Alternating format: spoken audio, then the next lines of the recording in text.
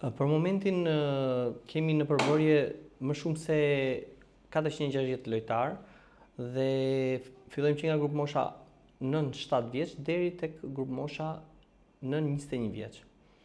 Dhe në këto grup mosha, çdo grup mosh ka nga 25 lojtarë të ekipe profesioniste, ndërsa ekipet që i kemi ekipet të dyta, që të themi më pak, që janë lojtarë më pak të zhvilluar, i kemi me nga 25 dhe 30 lojtarë.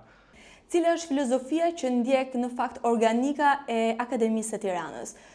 Është më tepër tek ana teknike apo ana e inteligjencës, mënyrën se si lojtarët do ta marrin topin në kontroll? Domethënë, ku është fokusi më i madh që akademia përfshin në të gjithë edukimin që i bën talentit shqiptar?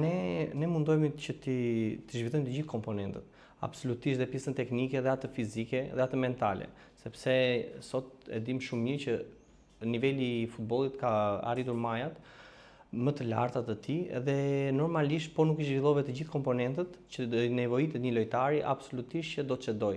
Mundohemi që t'i prekim të gjitha ato që thatë dhe ju, por është pak e vështirë në zhvillimin e tyre të gjithave sepse varet dhe nga aftësitë që mund të ketë lojtari. A ka ndonjë një model që akademia ndjek si inspirim, ndoshta një model ndërkombëtar të akademive jashtë vendit? Nuk është që ndjekim një akademi të caktuar, absolutisht ne kemi programet tona teknike dhe që i ndjekim ato, por më shumë fokusohemi në ndërtimin e projekteve dhe programet tona. Kemi staf të kualifikuar, që jemi të aftë për të krijuar këto programe. Normalisht shembuj merren nga klubet elitare, por që të them konkretisht një klub nuk është që e ndjekim fiks. Më thuaj pak si bëhet përzgjedhja e të rinjve për të bërë pjesë e akademisë? Në fakt ne, si e thash, kemi stafin e kemi shumë të zgjeruar dhe me trajner profesionist, trajner të kualifikuar. Momentalisht jemi në moment të seleksionimi në këtë periudhë akademia për të evidentuar elementet më të mirë, të ardhur nga jashtë, por dhe të zhvilluar dhe të ardhur nga grup moshat më të vogla që i çojmë më sipër.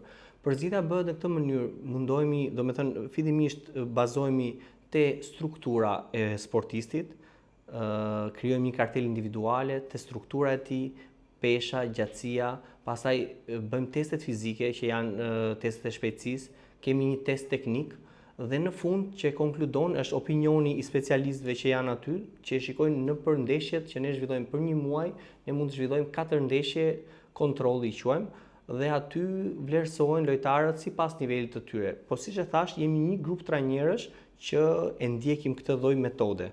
Duke u ndalur në fakt dhe pak tek infrastruktura e akademisë, sa e kënaqshme është infrastruktura dhe a ka nevojë më tepër për përmirësime?